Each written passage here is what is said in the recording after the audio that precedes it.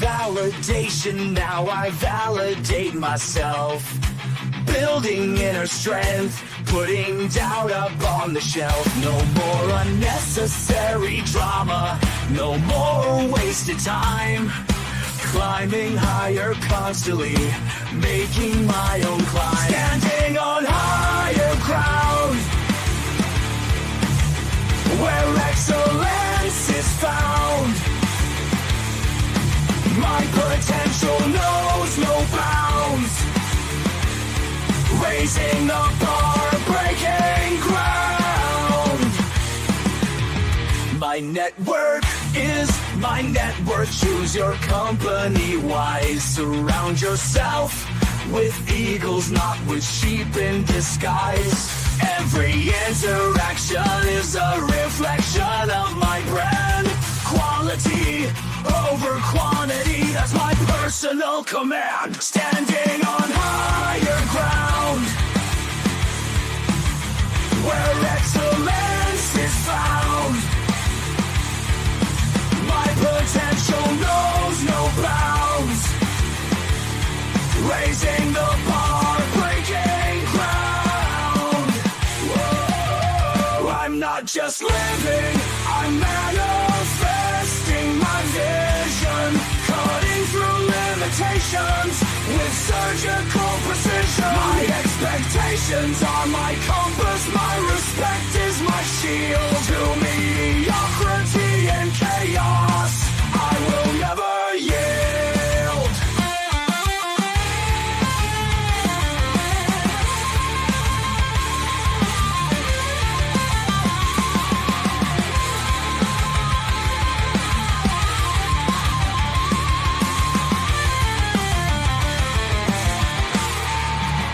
I'm not just living, I'm manifesting my vision. Cutting through limitations with surgical precision. My expectations are my compass, my respect is my shield. To mediocrity and chaos, I will never yield.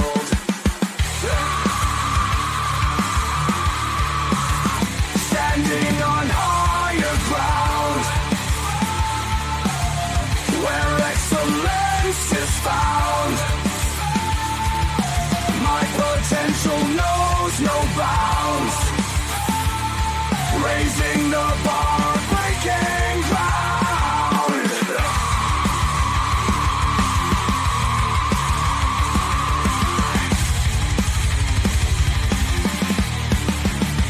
I'm not just living, I'm manifesting my vision.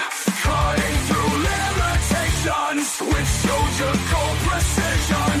My expectations are my compass, my respect is my shield. To mediocrity and chaos, I will never yield.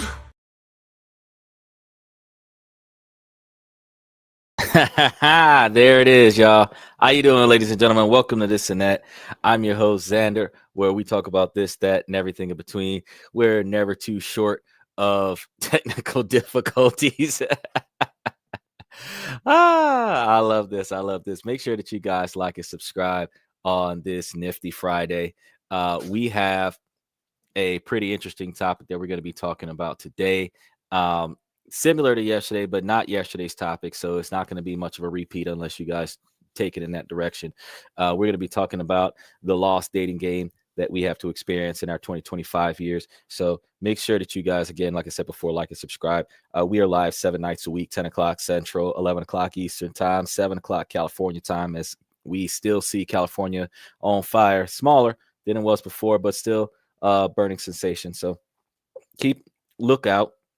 Make sure you wear your mask. They say that it's clearing up, like the skies are not even as detrimental as it was a week or so ago, but it's still a bit of a concern. So we're gonna update you when it is officially done, like every blaze has gone out. But it's on the south side of California right now.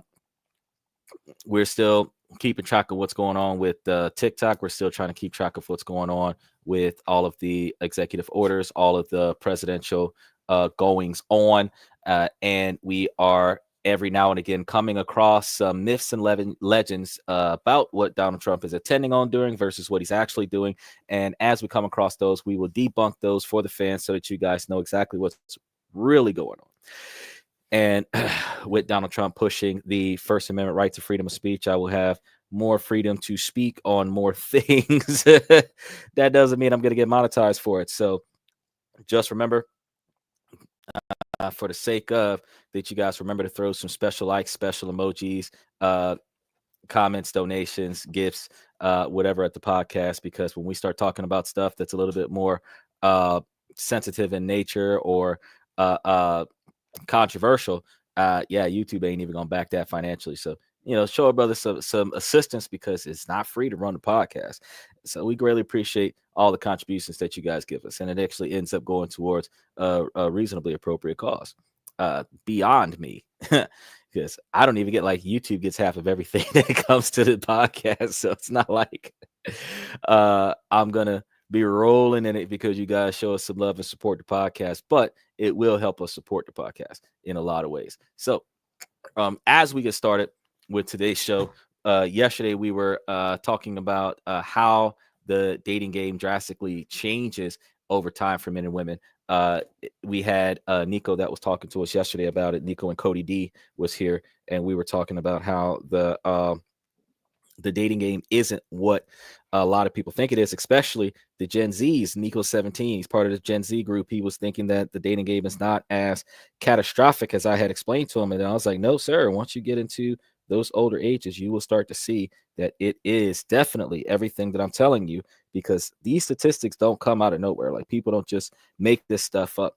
There is a survey out there that is literally categorizing the stuff that we are talking about on this podcast, because everything that we talk about is research. So make sure that you join us today as we dive into the dating world from a different perspective, where we're going to be dealing with the challenges of figuring out if we have really completely lost the ideology of the dating game for everybody. So dating in today's world is vastly different from what it was just a decade ago, especially 2 or 3 decades ago, back when some of us that are in our middle ages were teenagers and young adults. The dating game was so much more different back then.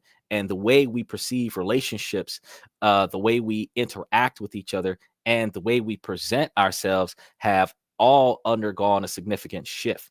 The challenges we face in our dating multifaceted environments are definitely, for one, under a lot of pressure to conform to societal expectations of what a perfect partner or relationship should look like, while we're also dealing with the bombardment of messages that tell us we need to be a certain way, look a certain way, or have a certain status to be worthy of the ideology of love. Now, there's the impact of technology, which has changed the way we connect with each other. We're more likely to swipe left or right than to engage in meaningful conversation. In fact, when we're dealing with the swipe factor, we find ourselves falling victim to the ability to approve of somebody's photo simply because they look attractive in that photo, without having any interest or desire in actually communicating with that person at all. It's like, okay, that person is attractive, moving on. Now, the person that's receiving that swipe or that like is assuming that they may potentially have a match, when in fact there was no interest in communication at all, which tends to leave individuals in a bit of a downward spiral when they're trying to date on social media and online dating platforms. So we're going to be talking about that today too.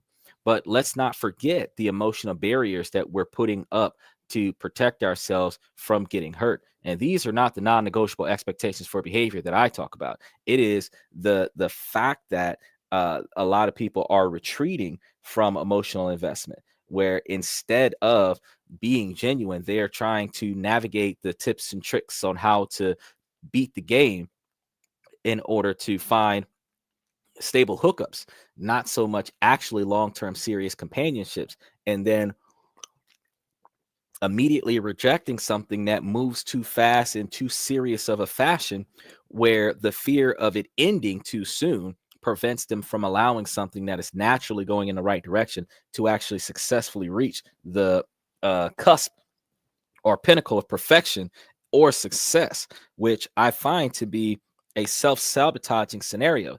Because while we have a lot of individuals, male and women alike, that claim that they're single by choice, that's not true. No one is single by choice. No one is single by choice. Fact is that you can assume that you're single by choice because you have rejected the individuals that want you, but you are being rejected by the individuals that you want. And because you choose to not accept the people that accept you, you're choosing not to be in what could have been a good relationship. You can rationalize it that way. But truth is that most people do not want to be alone. They accept the fact that they are alone. Most people do not want to be without companionship. They just accept the fact that they don't have companionship. A lot of men fall back on online adult sites in order to find the gratification that they can't get in real life. And then others will go and find adult engagement from adult freelance workers where they otherwise would not get that engagement without having to rent it. Some spend a lot of capital on the dating game where they do the social interacting song and dance and expel exuberant quantities of money on the dating game with very little success. But the fact is that no matter how it turns out, individuals that typically lower their standards until they can find somebody that will accept them will end up in a less satisfactory relationship just for the sake of not being alone. Now, those individuals that claim to be more secure with themselves could literally be in denial with the self-suppressed depression related to the ongoing and excessive rejection, which may lead them to not being emotionally capable of getting back into the game and allowing themselves to have to deal with even more rejection, where individuals may just quote unquote retire because they are not being recruited, not because they've done enough. It's the fact that they're just tired of trying. Now, we also have one of these secrets, these situations that is negatively impacting the dating game, which is apps that are creating a disposable dating mentality. And what that is going to be a scenario where individuals have a limitless quantity of connections, whether it be depending on the site that they're utilizing in their local neighborhood, or if they have the capability of travel. This also redefines the ability to have social interactions. So some people consider dating when you are consecutively or consistently sleeping with a single individual. Some people consider dating when you are having a casual conversation regularly with the same person with the intent of a romantic interlude. Some people consider dating being able to be taken out for a night on the town without having to pay for anything and being able to socialize and mingle with other individuals. The identification of it varies from person to person, but the fact of the matter is that while some people are utilizing the ability to connect with somebody on a first-hand engagement as a highly disposable commodity, definitely negatively impacts the ability for those people that are looking for long-term companionship to find such long-term companionship, because you have to weed out all of the bad apples before you can find a good one.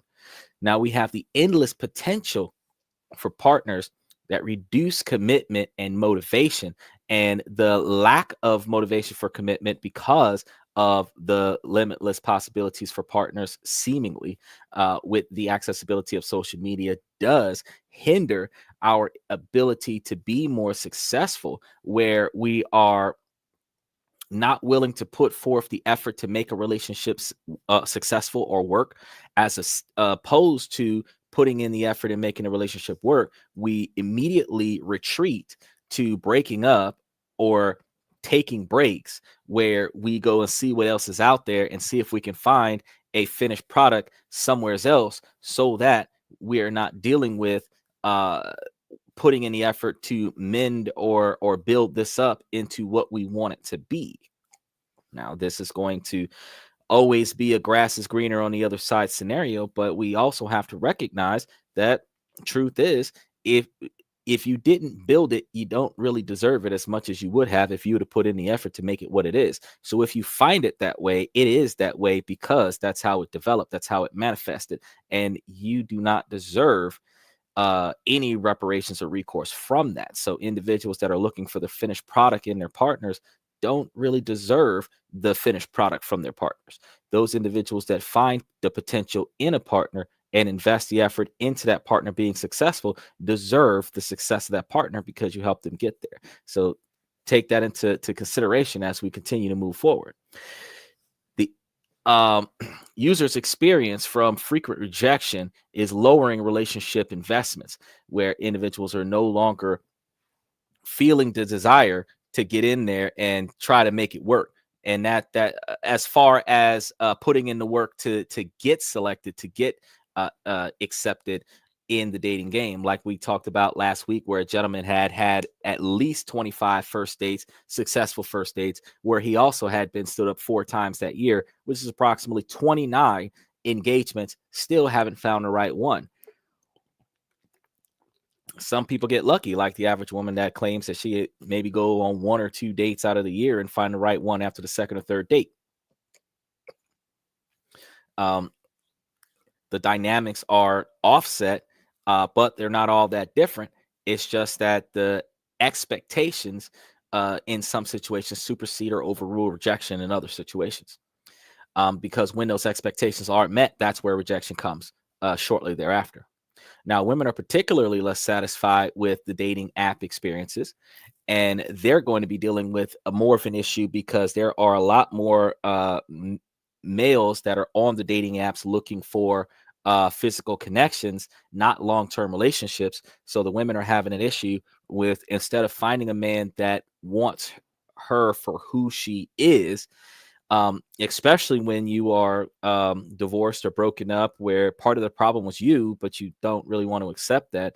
You find that there are men that will hook up with you or hang out with you, but they're not really willing to be in a long-term relationship. Now, fellas have that same problem where women are looking, there aren't an overabundance of females all over the world that are on dating sites just looking for a man with money, but there are a lot more women these days that are very vocal on their dating apps about their expectations for men to be very, very wasteful with their spending, and it doesn't benefit the men, and the men are disappointed by that. But we have to understand, you know, the one side set the dynamic for the other side, the other side, replicated that and set the demand, and now we have this transactional exchange that nobody is satisfied with.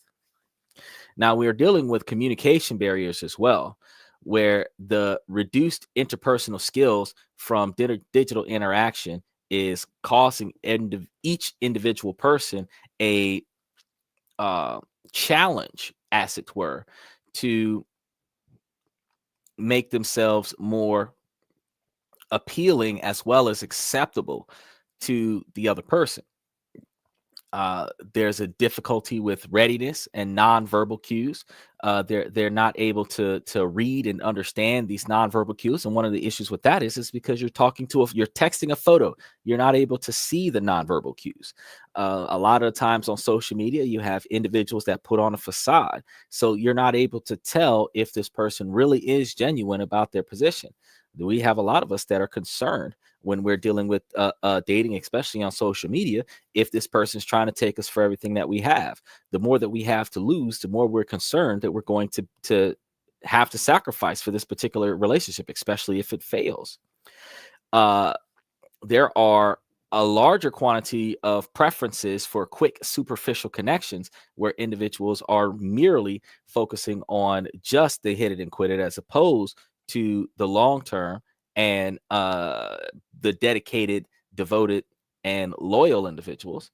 And we're looking at a decreased tolerance for those relationship difficulties, as I've explained to you guys before, where there's unrealistic relationship expectations that not very many people can meet. There is consistent validation seeking through digital platforms where individuals are putting on inappropriate outfits and parading around, hoping that he or she is going to get seen. And there's a lot of individuals that are embarrassing themselves by doing ridiculous stuff for millions of views so that they can be famous. They're not even really doing it for the views so that they can get rich. A lot of the times they're doing it for the views so that they can get famous. Now, constant validation seeking through digital platforms is going to lead to clickbait behavior, which is then going to um, devalue your ability to appreciate genuine confirmation. You're also going to get to a point where we've noticed this from a lot of women on social media is that they demand to be complimented for the scantily clad outfit that they're wearing. Now, while you might be physically attractive, I have told men on a large quantity of platforms that it's not a good idea to throw out compliments to the female, not because she as a female doesn't deserve the compliments. It's because what are you complimenting her for? Individuals that look at a person who's done a good job, who looks at a person who put together a good presentation or a good podcast where you learn something from it. If it's supposed to be a learning situation, if they were supposed to be appropriately entertaining you, not playing to the tune of your lust and desire, and they did their job. The compliment would be that you put in good work, you made great content, you have skills. But when the thoughtless, baseless, foundationless compliments about your appearance is all that you're getting, they're really just finding appropriate ways to talk about how they would desire you and would hope to have more relations with you down the line if it was at all possible.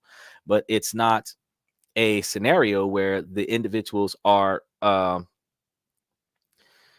paying attention to anything other than that desire.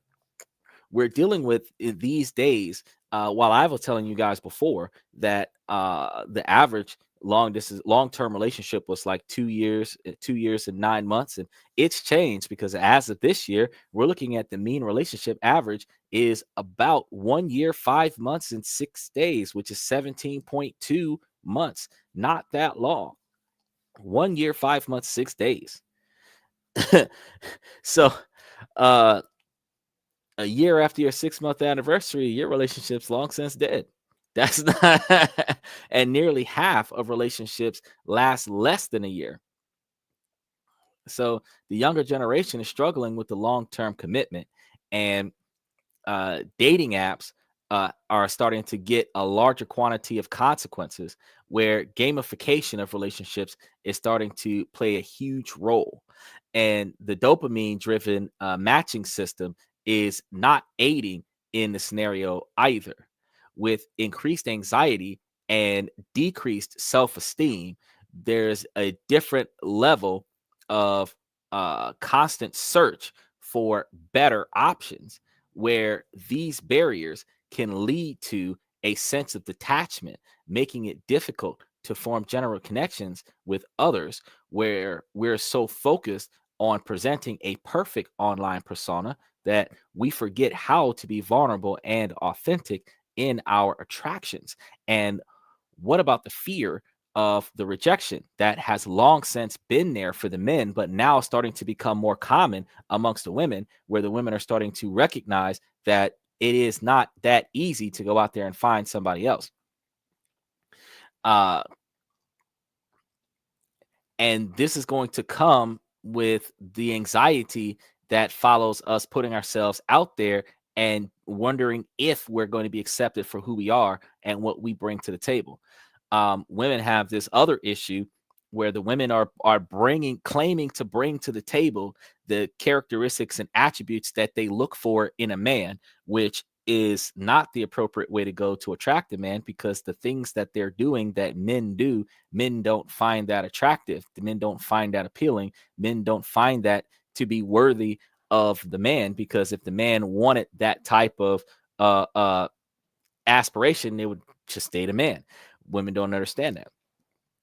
But it's no wonder many of us feel like we're stuck in a never ending cycle of unsuccessful dates and unfulfilling relationships.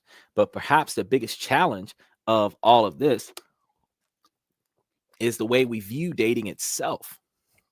We've turned it into a shallow game of supply and demand. I keep telling you it's transactional, where we're constantly trying to one up each other or competing for attention. We've lost sight of what truly matters, which is the connection, intimacy, and mutual respect. And we explore various perspectives on dating. And when we do this, it's clear that dating apps have both united and isolated us at the same time. On the other hand, they've made it easier to meet new people, but on yet another hand, they've created a culture of disposability. I can tell you right now, I can think of two apps that I've looked at over the past month where there's a large quantity of divorced women in Asia and the Philippines that are looking for a partner. The single ones are in the Philippines and the divorced ones are in Asia, but they're all over the age of 40. Now, in America, we're going to say, yeah, that's not bad. That's not old. But you gotta realize if they haven't hit menopause yet, the menopause is knocking on their front door. Their ability to bear children is literally lower than 10%.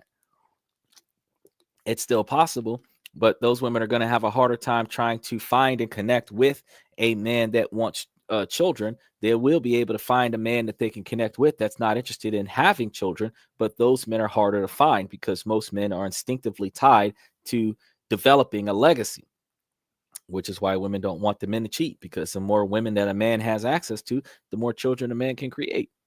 Now, we've become so accustomed to swiping through profiles that we've forgotten how to invest in someone or something meaningful. And social media has played a significant role in shaping our dating culture.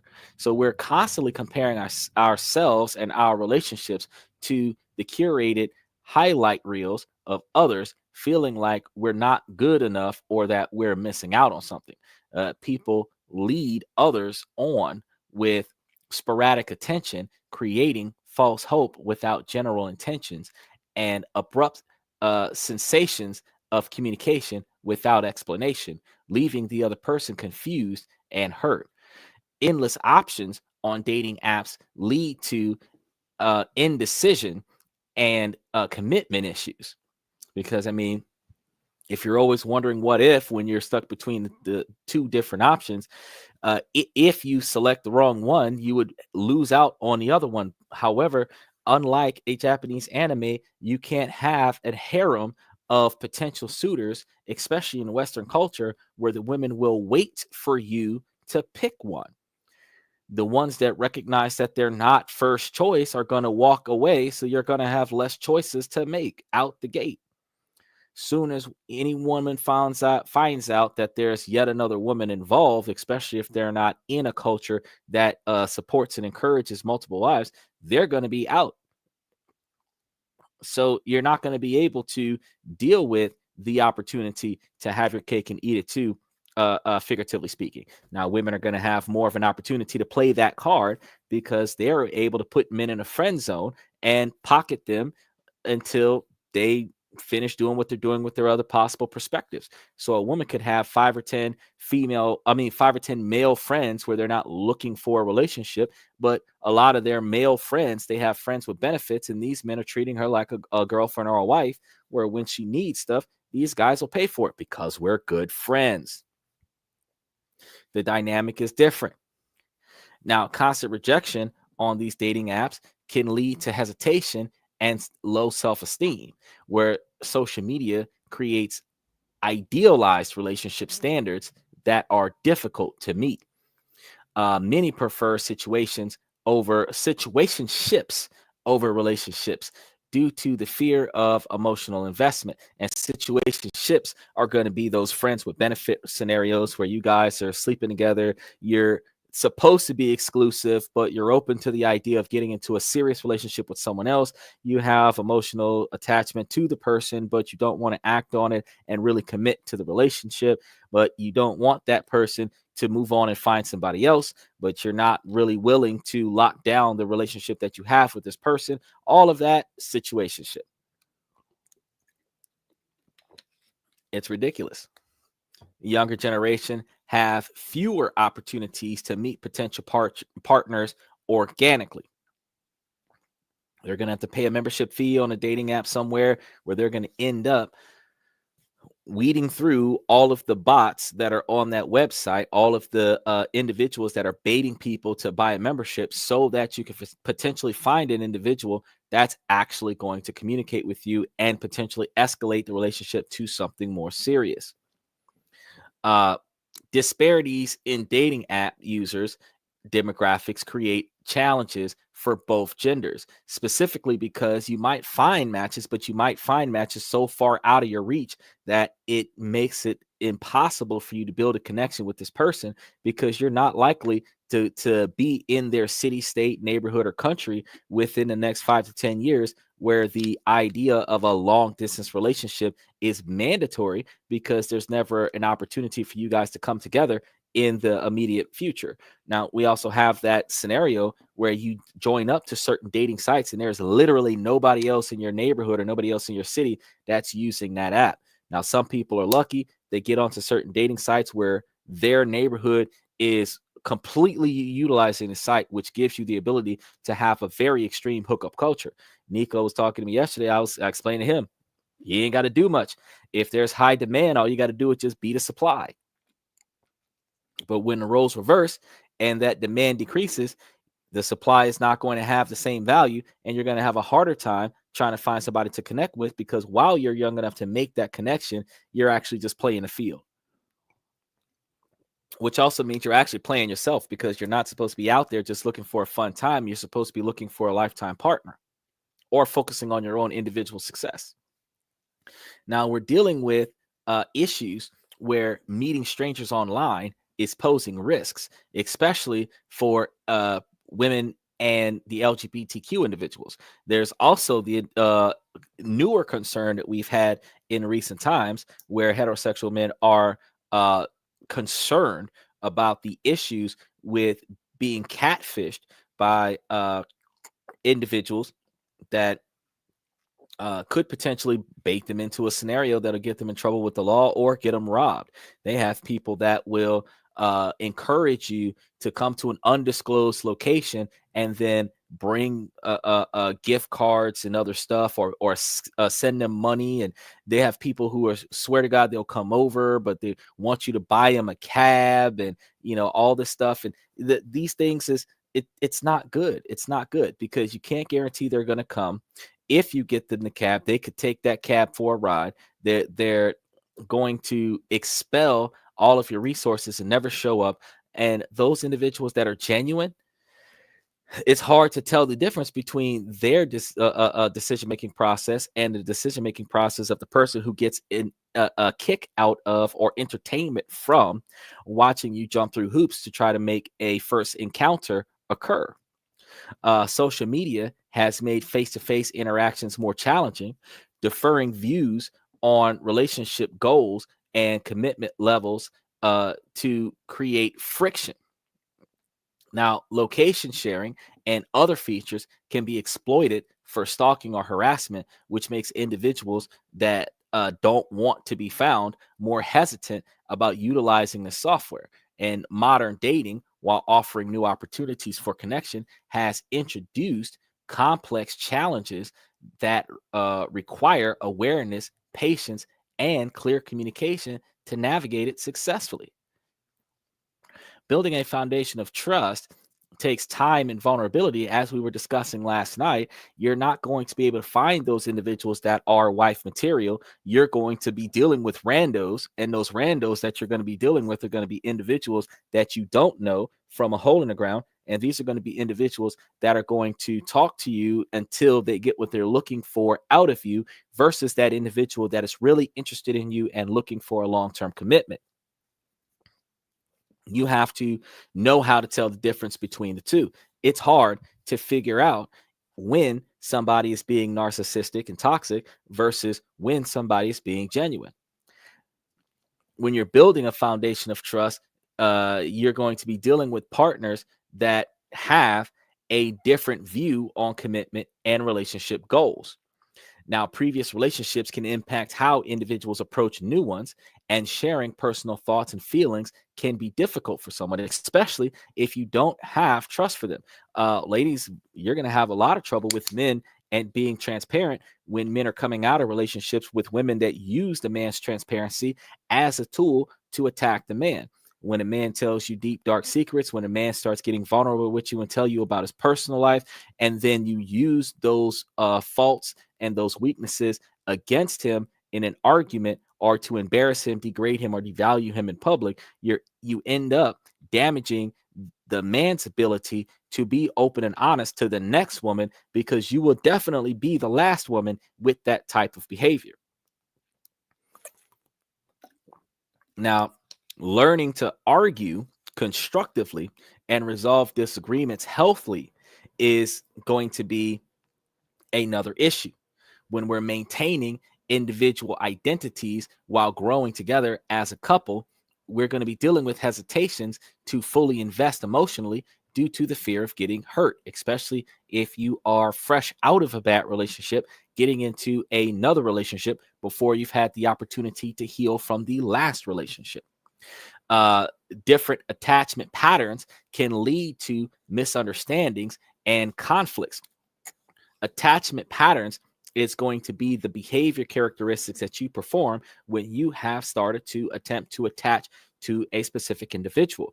Now, we understand that there are a lot of women that really interrogate the man and the man's intentions when they utilize comments like, "I bet you do this for all the women," and such to that effect.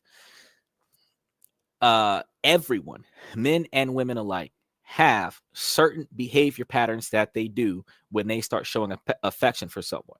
The way a woman cooks a meal, she might cook that same type of meal or in that same fashion for every person that she decides to commit to. The gifts that a man decides to buy for a female might be the same type of gifts that he buys for every woman that he's attracted to. That's why women are able to tell when a man is cheating, because if you're wearing the same necklace that she's wearing and you got yours custom made from your boyfriend, odds are she got it from the same place, which means that she probably got it from the same man, because the way that he shows affection is that custom made pendant that he issues to the person that he's attached to. Likewise, women have certain attire that they wear when they are attracted to an individual, and when she stops wearing that type of attire, you start noticing that she has lost attraction. And when she starts wearing that type of attire just not for you, you know that without her saying anything, that she is attracted to somebody else, even if she's still involved with you. So these attachment patterns don't necessarily mean that the individual is in fact cheating with you, but you can tell when somebody is still attracted to you or no longer attracted to you based on their attachment patterns. But you should never interrogate an individual about their past behaviors with attachment, because you're not their counselor. You're not trying to coach them into being more emotionally healthy. You are trying to make sure that they are committed to, dedicated to, and loyal to you. So if these individuals are not showing signs of infidelity or deception, then you should just let the situation ride. One of the biggest fallacies that women believe is that they can have full transparency from everybody in their lives and still be able to get upset. Just like with children, you can't get somebody to confide in you about everything if they're going to get in trouble for what they tell you. You don't go and tell the police when you sell a bag of weed. You don't go and tell your parents when you stole something. You're not going to tell your partner when you cheated, because in all those situations, you are not going to like the consequences of snitching on yourself. This is not a church. You're not doing a confessional. And even in those situations, just like when you confide in a therapist, you have the opportunity to have them come down on you, reporting you to the proper locations, where you end up in more trouble for confessing than it would have been to carry that information to your grave. So this is going to lead to a lack of trust in new individuals with confiding in them. And you are really going to have to, like the Fockers, earn your way into that circle of trust where individuals are going to have to redefine their non-negotiable expectations of behavior. You are going to start setting levels to this shit. You cannot treat acquaintances like best friends like family members, and treat family members like dirt. Doesn't work that way. You must keep individuals in their zone. If you don't know them from nobody, you don't invest in them until they show you potential. When you start investing in them, then you start elevating their status in your social network. As they earn the right to be elevated in your social network, they start receiving more privileges from you that they originally did not have.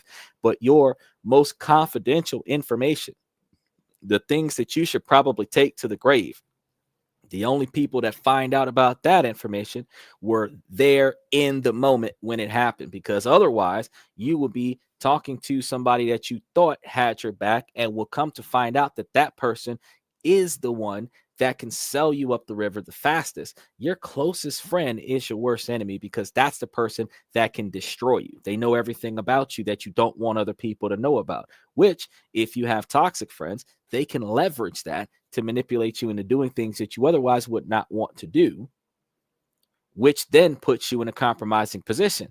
Because again, we still have individuals that don't like being alone. So before they sacrifice their friendship, they will cow tip to the demands of a person that's manipulating them based on the information that they come to learn about. I understand that blackmail and extortion is a thing on multiple levels, even if it is a crime. Fact is, we fall for it every now and again. And when that does happen, we have to do whatever it takes to get ourselves out of that situation. And then once we come from underneath that, the thumb of the oppressor, we have to try to find our ways to part ways with that friend without that friend being able to manipulate us again. But eye for an eye instead of favor for a favor. These are the things that lead to past traumas, where past traumas or experiences that can affect the new relationship. We have individuals that are adapting to each other's habits, routines, and preferences, where we're addressing money matters and financial compatibility in a whole new light, and aligning long-term goals and visions for the future in a completely different way. Because back in the day, what I wanted and what you wanted were supposed to be a common goal for the group. And it's turning out these days that what you want is your goal and what I want is my goal, and your goals and my goals don't line up with one another. And we end up in a situation where if I put forth the effort to focus on your goals, you might accomplish your goals, but I'm not going to accomplish mine because I'm going to burn out before you accomplish your goals, but my goals are not being accomplished. Now I'm going to put all my hopes and dreams on the back burner, which puts me in a level of disarray because I have sacrificed my ambitions. Now, I can tell you this happens both ways, because take wives of police officers and military individuals. And when the officer has to dedicate themselves to the job, and then the wife is always at the house, they're taking care of the kids and the family. They're always worried about their partner coming up missing because their partner hasn't called in 12 hours because they're on a job. And then one day they get the phone call that they never wanted to get. You put your whole life on hold, and now you don't even know who you are because you have always been the police officer's wife. I understand the dynamic. Putting your life on hold for the sake of your partner, it's not what we're expecting you to do. What we're telling you to do on this and that is to find balance with your partner, where you both can work towards each other's goals, dreams, and ambitions. You both can find some type of reasonable compromise where we'll put a little bit of effort into what I got going on, then we'll put a little bit of effort into what you got going on, because somebody's got to invest in somebody first, and then you've got to take the rewards from that investment and invest into the other person. Reciprocate, which is something that we're missing out of modern day relationships. Starting a long-term relationship requires patience and open communication and a willingness to work through the challenges together, not just give up and walk away. Just because the blocks don't fit doesn't mean that you can't improvise on the shape of the blocks. It's about building a strong foundation for a lasting partnership. But what if we told you that there is more to dating than just superficial aspects? What if we said that dating can still be fulfilling, even in today's chaotic world? It's all about shifting our mindset and focusing on what truly matters, building connections, fostering intimacy, and cultivating emotional intelligence. The key to successful dating lies not in finding the perfect partner or waiting for the stars to align, but in approaching relationships with intentions, empathy, and self awareness. It's about recognizing our own emotional baggage and working to unpack it rather than expecting someone else to fix us. So instead of you walking into that restaurant or walking into that relationship with damage from the past relationship, you should treat it like a bar fight. When a bar fight occurs in a club, close the club down. They rebuild it, they get rid of all the past damage before they open the doors back up for service. I've said this to you guys before, and I can tell you that if you do it right, nobody knows that a bar fight ever broke out there. And the fact is that if you put forth the effort to work on yourself and fix yourself from the last traumatic situation that you was in before you get involved in the next situation, you would not be as wildly motivated by past traumas to make self-sabotaging decisions that could potentially cause your future to be shortly abruptly disposed of in the present, causing your current present successful relationship to be a past mistake. Where a lot of us, men and women alike, have had that moment where we recognize at some point in our life that we did let that one good one get away, the one that we oopsed on. We all recognize that there was a scenario where we probably could have handled that one just a little bit better, and we might have still had a successful relationship. We don't pay attention to this while we're making those bad choices. But once we start realizing that we have a certain behavior pattern, especially when it comes down to commitment and a certain behavior pattern that revolves around our ability to select our partners, we will come to find out that we might actually be chasing after the wrong type. We might actually be allowing the wrong behavior to occur in our presence. We might be acting out based on past experience, which triggers the other person to behave the way we were trying not to allow them to behave in the first place. Self-sabotaging behavior allows you to put yourself in the situation you don't want to be in so that you can say, see, I told you so to yourself that it was going to be this way. But you could have self-successful efforts instead of self-sabotaging efforts where you are deliberately putting effort into your success, putting effort into your relationship success, putting effort into your partner's success, so your partner can put effort into your success, so that you can feel validated by your partner instead of feeling abandoned by your partner because you're not investing in them, so they're not investing in you. It's about embracing vulnerability and taking risks.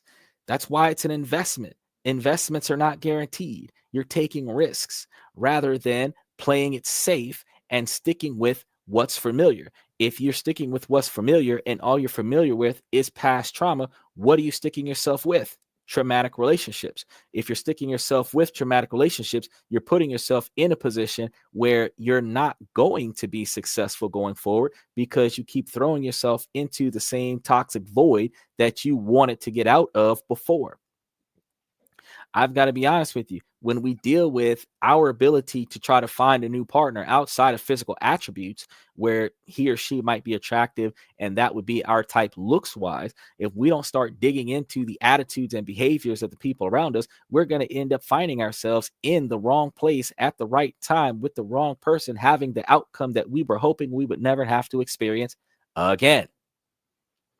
I'm going to tell you right now, you only got to wake up in the trunk of a car once before you realize you need to change the decisions that you make. So, what can we take away from all of this? Dating may seem challenging, even daunting at times, but it's not a lost game for everyone. It's about being open to grow.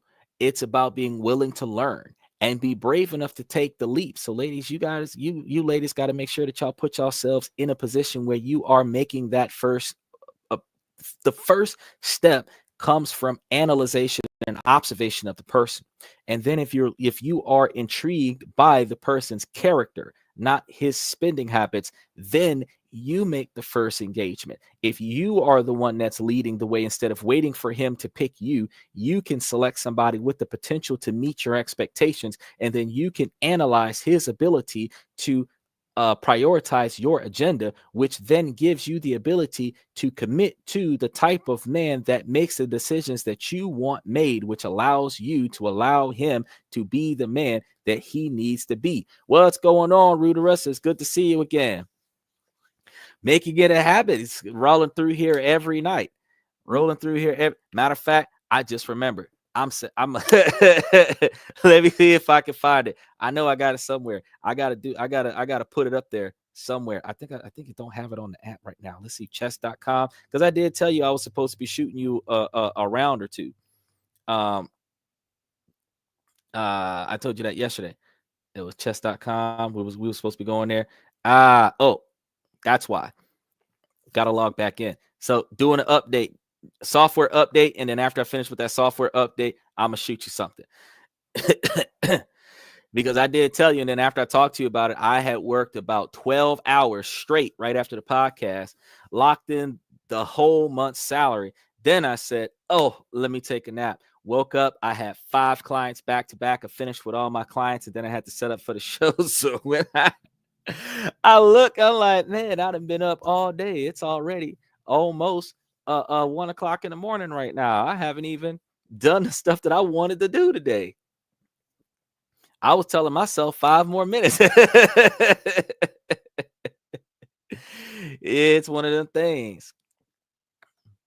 He says, yeah, bro, I wake up in the morning and check after around 3 hours. You stream it. I appreciate that. So it's right on time. I'm your morning talk show. I'm able to show up and give you a little bit of good times and talk to you about certain things that you can learn from. And hey, you might be able to start a trend amongst your squad. You can share the podcast with some of the other people that you know and let them know that there's a lot of stuff that goes on this podcast. Real world experience is what we're talking about here. We try to help it. We take a lot of ideas and we try to help everybody learn and grow from not only from their mistakes, but the mistakes of the people around them. Because at the end of the day, instead of us going through the school of hard knocks, why can't we graduate from an internship program and learn from somebody else's mistakes so that we can be better us? I believe that we should be able to do some type of mentorship, apprenticeship situation worldwide, where we can just start with this generation, helping this generation and the next generation be better than what it was, so that we don't got to deal with the chaos that we complain about on a regular basis. Rudera says, surely I will share among all my friends. Hey, I know I tell everybody about it. Eventually, I'm going to be grabbing some of the podcast gear, and I'm going to have to start sharing the podcast gear while I'm on the show. I was supposed to be looking into that this month, but then we were closing on one of these massive deals, and I was like, wait, before I start spending money on stuff, let me go ahead and lock in some of these real estate ventures, because I keep telling you guys, real estate is going to start booming. The interest rates are going to start going down. We're going to start seeing more sales. We're going to start seeing more rehabs. We're going to start seeing more fix and flips. So if we're trying to find us a place, California being burnt up, everybody's going to start relocating. Now is a good time. Shift the dynamic, put your money in good places, throw it into some REITs, get you some profits, find you a cheaper place to live, start working off of your computer so that you don't have to limit your living choices to specific locations that are overpriced. That way you can live in a cheaper location, better quality, and have the exact lifestyle that you're looking for that is more affordable than the overpriced lifestyle living in the neighborhood that you want to live in. Because most of us that are not billionaires either get to live where we want to live at the high price, or live where we can afford to live in a less desirable location. That's the reason why the property value is so low, because it's less desirable. The people that are paying high prices are paying for the cost of the high value. It's only valued as much as what people are willing to pay for it, though. So you know that we can control the market by not spending so much money on stuff that's overpriced. But we want it, so we go get it. And a lot of us will do whatever it takes to go and get it. definitely I want you guys to let me know if you guys got your own dating experiences or insight that you want to share. You want to make sure that you put that stuff into the comment section down below. And if you're interested in more relationship advice, you got to make sure that you check us out tomorrow, because we got some more information on dating and relationships and other such interactions. Special shout out to Red Void, Omni81, Danny, Stefan. I appreciate you guys for coming in. We are one of those good guys that keep going. Oh yeah, look, he said, good to see you. As always, keep going. I am going to be pushing it as far as I can push it. I tell you what, there are days and times and weeks where I'd be so burnt out. I'm like, man, I don't know, but I can't let the sun rise without doing this podcast. If I'm sick, I got to come back in an hour or so, and I got to air the podcast when I wake back up. I've got to get that podcast in there, and it's a chore. It's fun, it's entertaining, but it is definitely a chore. I can tell you that I got a new respect for podcasters that's been doing this 5 and 10 years. You know, this is a job. It's not just a hustle. This is a job. This is not just a scenario where, you know, you just walk around with a video camera and do absolutely nothing and make a bunch of money. This takes a lot of planning, a lot of strategy. So I really appreciate you guys that show us that love on a weekly basis, because without y'all, we wouldn't be able to be where we are right now. We're starting to see an influx now that the president stopped trending all over the place with all the stuff that he's doing. We're starting to see that influx. And as we see that influx, we start to blow up. So we're strongly encouraging everybody, come check us out every night of the week. If all you can do is pop in and say what's up every night of the week, you might want to stick around and hang out for a topic or two. I greatly appreciate that. As we start lining up the rest of the weekend, because tomorrow's Saturday, so we've got a good topic for tomorrow night. As I get everything set up, Sunday is going to be our members only night. I'm looking into the ideology of developing your own small scale bank account, or not bank account, loan operation. And we're going to be trying to see how we can utilize that to our advantage, because if you can loan to trusted individuals where they're going to pay you back with interest based on the binding contract, you can put yourself in a scenario where you can start turning profits from loaning out money instead of just giving it away. That's where private lending starts somewhere. You just have to have the capital that you don't need to invest in individuals who are going to pay you back with interest based on that contract. Now, me and myself, understanding that the cost of doing business is going to require the cost of court, and it's probably going to cost the legal fees and stuff to that effect. So you might want to edge your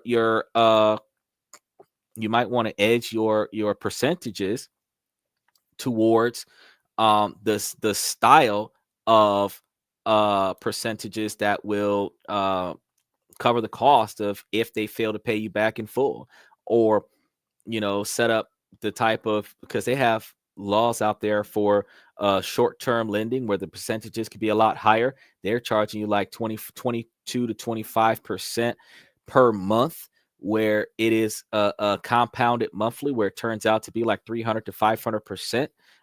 And individuals with short-term lending, they be borrowing it for 30 days or 90 days or something like that, but every month it'll start itself over.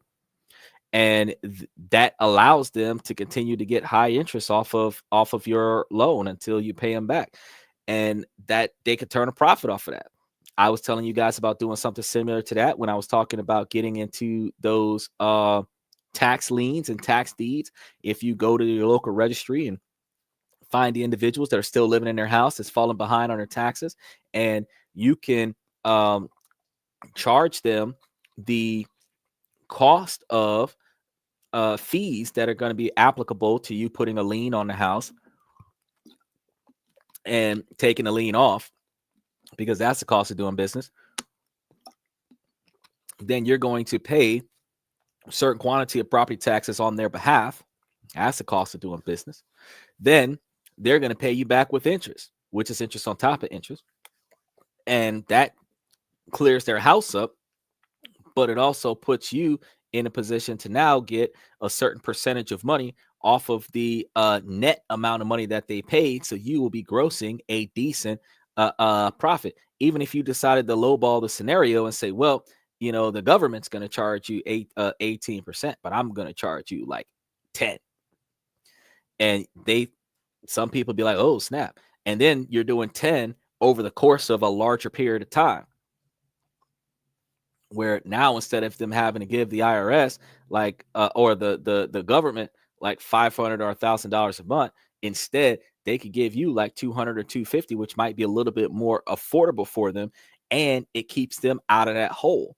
You can also if you're building a long-standing customer utilizing tax liens, you can also have that individual refinance the scenario where they will start the loan process over to pay for upcoming. So like if they're behind by 2 years and you pay for 4, and they're going to pay you for 5 years on the, or 3 years on those 4 years worth of money, and you're going to divide that, over the course of that time frame. If in the event that they are starting to meet that deadline where they got to pay again, but they have not caught up with or haven't paid you off, you could offer to cover it a second time and extend their loan, where they can then continue to give you a residual quantity of capital.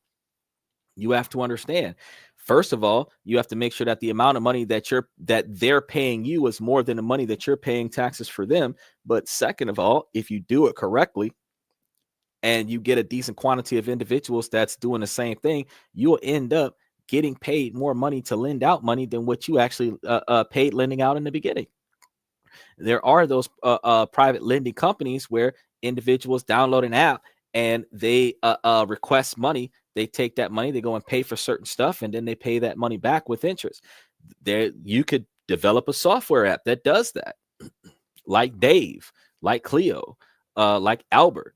There's plenty of different ways where you could turn around and build yourself up as a lending company, where you can start building money off of lending money to other people. There's a lot of things. So we're going to be trying to figure that out. And once we get that together, I'm going to try to set that show up for you. But I want to get more details, more information about it before I put it out there, because it is a good way to make money, but it's going to cost money to make money. And if you don't have investors in the game, you're not going to be as successful. And if you utilize your own money, you have higher risk of loss, but you have less debt to pay, because if you've got investors, they're going to be looking for their comeuppance, and if you don't have any, it's going to come out of your pocket anyway. So I try to find ways to help us make money for ourselves, and while I do that, I also look for the most fiscally responsible ways for us to get that done, because we don't want to invest our principal on high risk ventures. You want to invest our principal on low risk or no risk ventures that's going to give us a reasonable quantity of interest, where we could take that interest and invest that interest into medium risk, get the profit from the medium risk, and take the medium risk and invest that into the high risk. That way, if we lose the high risk, we still got 75% of our investments there, so it's not a total loss. That's how you keep a positive portfolio. So today's going to be a short show. I'm going to wrap things up today. I really appreciate you guys coming to the show. And on my way out, I want to make sure that you guys swing by and take a look at, we have the song High Ground playing as our outro song. It started in December. It has been doing fantastic over YouTube, and it caught traffic as one of the top 10 on some of the social media music platforms. So you guys should take a listen to it, see what you think about it. In the meantime, as I always tell you, ladies, as long as the situation doesn't make sense, I'm going to keep asking you ladies to please make it make sense. So ladies, please make it make sense. And fellas, I really appreciate you guys coming to the podcast, because y'all make us who we are. And without you guys, I don't know where we'd be. So I want to thank you again for coming to This and That. I'm your host, Xander, where we talk about this, that, and everything in between. And I'm going to see you guys tomorrow night, 10 o'clock Central Time.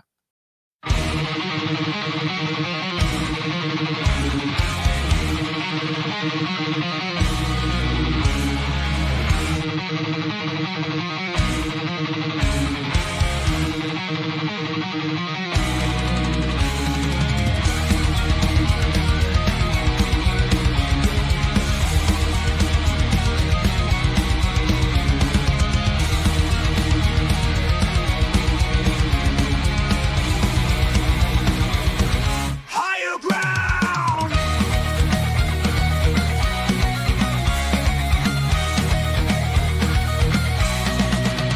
Used to chase validation, now I validate myself.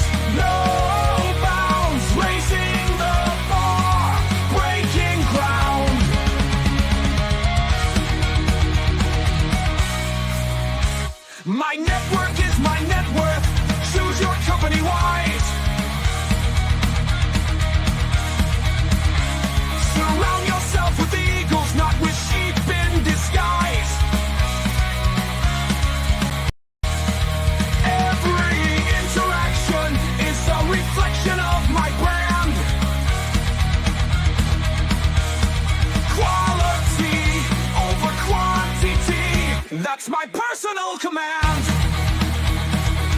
I'm not mounted on higher ground where excellence is found. My potential knows no bounds, raising the bar, breaking ground.